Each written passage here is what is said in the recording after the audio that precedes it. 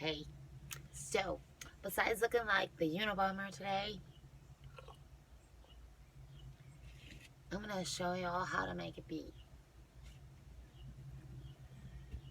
Okay, so people want to be all technical, like that ain't right. You're not doing that right. You're out of tune. You ain't hitting the right chords. You ain't hitting the right notes. But you know what? It don't matter. Okay, cause see, you could take a pot or a pan out of your kitchen with like, you know,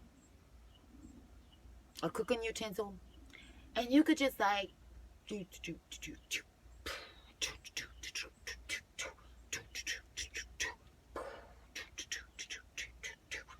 so you see how you're making music? You're making a beat with anything, okay?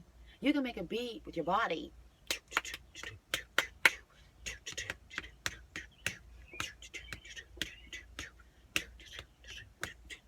You know, nobody has any control over the music and the music that you make.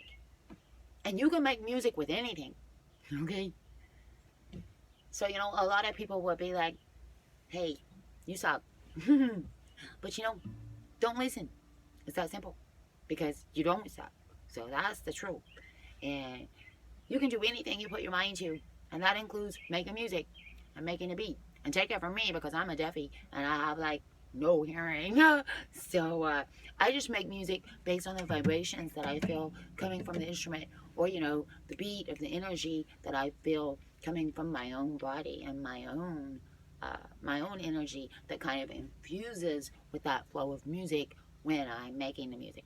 So that's how I make music. I just go with the vibrations, not the sound, because I don't hear shit.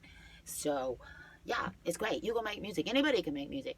Deaf people, hearing people, blind people, people in wheelchairs, people who can't even speak. They can still make music. They can still make a beat.